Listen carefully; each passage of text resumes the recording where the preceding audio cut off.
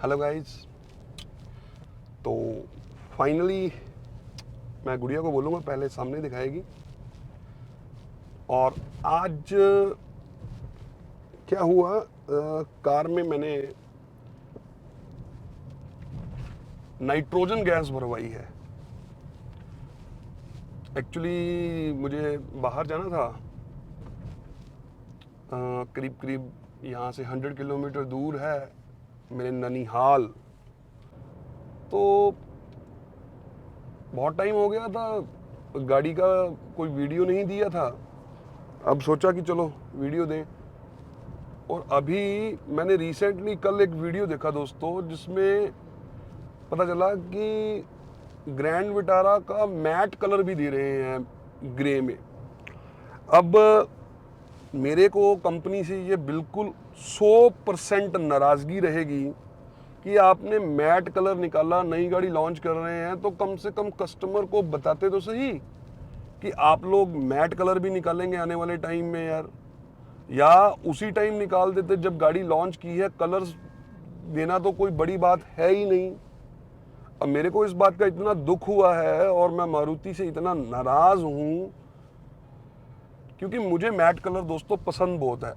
और फिर मेरे मॉम ने बोला था कि हम ग्रे कलर लेना चाहते हैं उस वक्त। लेकिन ग्रे कलर मुझे पसंद इसलिए नहीं आया कि मुझे लगा कि स्क्रैचेस वगैरह वगैरह पड़ जाएंगे, क्योंकि थोड़ा हमारे शहरों में गाड़ी रफली चलती है। और मुझे बहुत ज़्यादा दुख हुआ है कंपनी के इस पॉइंट से कि अभी आपने बुकिंग की हुई कारों की फुल डिलीवरी भी नहीं दी है और आपने इसमें लॉन्च कर दिया कि मैट कलर हम देंगे। अगर पहली बात तो हमें अब पता चला है, और अगर कंपनी ने मैट कलर पहले निकाले थे तो हमें बताया क्यों नहीं। और मुझे तो मैट कलर है ही बहुत पसंद। दूसरा, आप बार बार कभी ये क्लिप चेंज करते हो, कभी पिछला क्लिप चेंज करते हो, ये भी बहुत गलत है। हमने आपसे एक विश्वास पे गाड़ी ले ली, ठीक है, आप हमारी केयर कर रहे हैं, सारा कुछ ओके है। लेकिन अगर आपसे मिस्टेक हुई है तो उसका ये मतलब थोड़ा है कि आप पार्ट्स चेंज करते रहेंगे। आपने जो शोरूम में खड़ी हुई गाड़ियां थी वो सारी की सारी वापस मंगवा ली हैं, जो उस टाइम पर बनी हैं, और उनको आप ठीक करके भेज रहे हैं। मुझे मारुति पर बहुत ट्रस्ट है, बहुत ट्रस्ट है, लेकिन मुझे ये दो बातें अच्छी नहीं लगी। फिलहाल चलिए मैं अब आपको रोड का एक्सपीरियंस देता हूँ। गुड़िया को बोलूँगा सामने अब कैमरा रखेगी, क्योंकि सामने वाली कुछ बातें मैं बताना चाहता हूँ। अब ये देखिए, मेरी गाड़ी चल चुकी है जी टोटल 2484 किलोमीटर। अभी मेरी पहली सर्विस हुई नहीं है, तो जब पहली सर्विस हो जाएगी एवरेज और भी ज़्यादा आएगी। लेकिन मैं जहाँ रहता हूँ वहाँ से लुधियाना करीबन करीबन 220 किलोमीटर है। एक बार मेरा आना जाना हो चुका है और लगभग लगभग 2500 रुपये का पेट्रोल उसके ऊपर लगा था, लुधियाना आने जाने के ऊपर। एवरेज तो ठीक है, एवरेज की तरफ से मुझे कोई इनकी शिकायत नहीं है, क्योंकि जितनी इन्होंने बोली थी लगभग उतनी आ रही है। और दोस्तों मेरी गाड़ी लोकल तो मैं चलाता ही नहीं, बहुत कम, हफ्ते में कोई एक आध बार, वो भी सिर्फ एक फॉर्मेलिटी के लिए कि मुझे इंजन को स्टार्ट करना पड़ता है।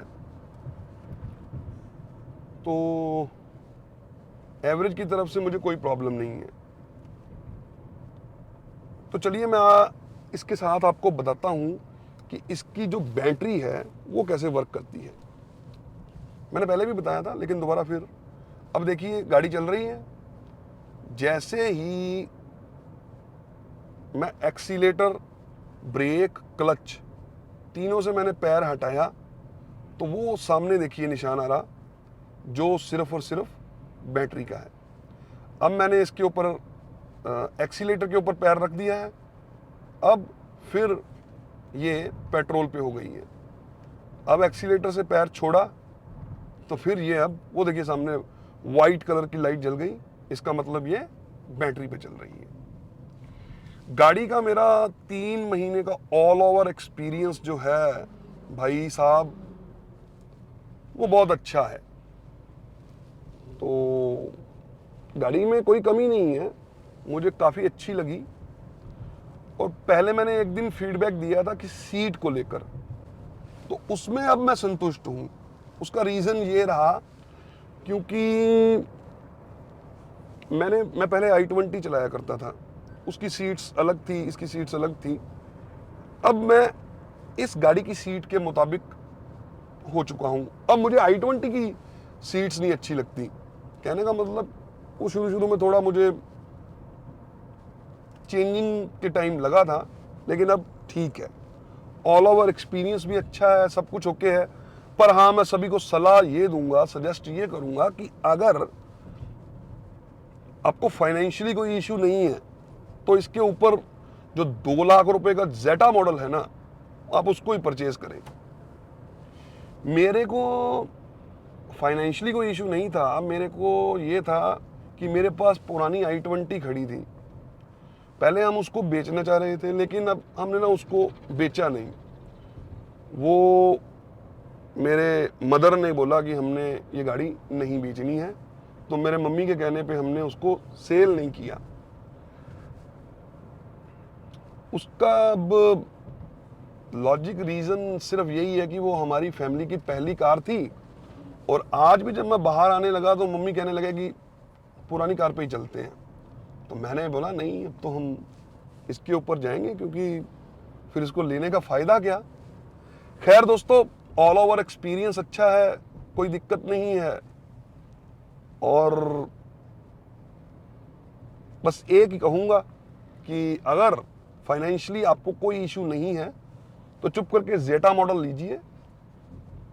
मेरे को तो चलो ये था कि मेरी i20 मैंने सेल नहीं की, तो फिर मेरा बजट इस वजह से वहीं पे मैंने रखा। अब मेरे पास एक डीजल प्रोडक्ट है घर में और एक पेट्रोल। ऑल ओवर मेरा एक्सपीरियंस अच्छा है, हाईवे पे भी अच्छा है, लोकल में भी अच्छा है। मैं ऑल ओवर अब इस गाड़ी को 3 महीने के एक्सपीरियंस के बाद 5 में से 4.5 नंबर दूंगा। हाफ मैंने इसलिए बचा कर रखा क्योंकि 100% कोई भी चीज ओके नहीं होती। बात कर लूं नेगेटिविटी की, तो अब नेगेटिविटी दोस्तों मेरे को तो कोई नजर नहीं आ रही इसके अंदर। मतलब मेरा i20 के मुकाबले ये जो एक्सपीरियंस है वो बहुत अच्छा है।